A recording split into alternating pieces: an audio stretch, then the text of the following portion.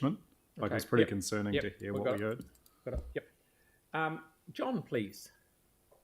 John Curry, thank you.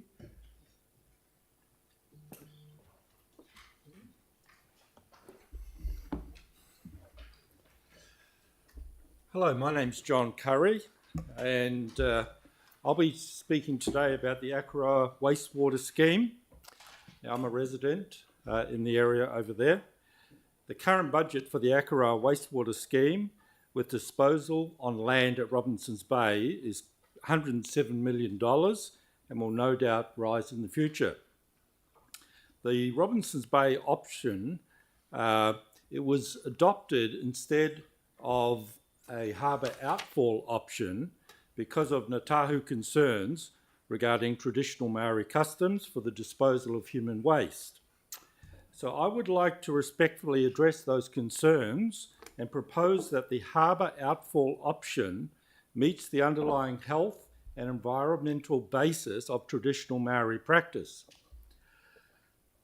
Now, the burial of human waste by pre-European Maori was a common sense health practice. It was to protect the health of people living in villages, and also it was to protect food sources.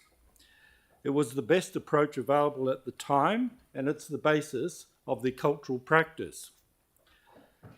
Now, we can't apply that cultural practice in the same way today.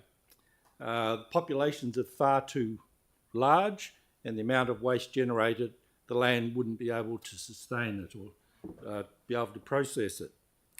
However, my contention is that the underlying intent of Maori cultural practice is achieved or met through modern waste treatment technology.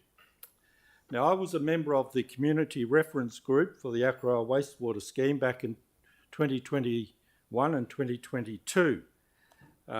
So I got to see firsthand quite a bit about how the scheme was being designed and how the waste Akaroa sewage would be treated.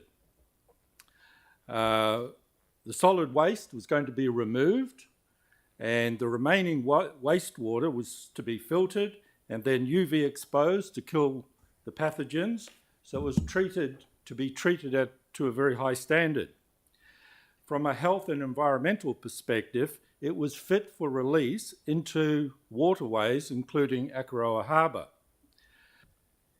So a modern sewage treatment plant is the present-day equivalent of passing human waste through the land. The remaining wastewater has been cleansed and it is fit for release into waterways. Now, there's another somewhat related issue, and that is biological waste caused by fish farming. Now, as many of you probably know, there is a salmon farm in Akaroa Harbour, which is a cause of some environmental pollution. Now, fish farming, if it's very intense, can be highly polluting, and this is why it is regulated and monitored. Now, from a biological perspective, there's no great difference between human body waste and animal body waste, including fish. Now, there is no traditional cultural issue regarding fish farming in Akaroa Harbour, but I think it's probable that the current environmental pollution caused from the salmon farm in Akaroa Harbour is far greater than any negative environmental effects that would result from the release of highly treated wastewater via a harbour outfall. So in conclusion, a harbour outfall for Akaroa wastewater is the most practical, sensible, cost-effective and environmentally responsible option. It will also save council and ratepayers millions and millions of dollars. Thank you. That's good. Melanie.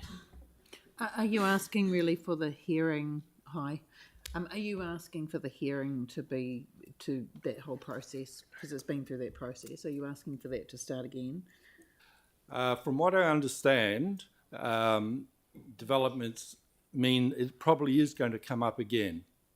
It's going through a consent process, but there are some issues that have come up through that where the amount of wastewater that's going to be generated is far higher than originally anticipated. So there's a number of issues that are, I think you're going to hear about them next week from the Friends of Banks Peninsula and the Robinsons Bay Ratepayers Association. Mm-hmm. Yes, you're right. Yeah. Okay, any other questions? No, thank you very much. That's very clear. Thank you. You're welcome. Okay, Kyla, please.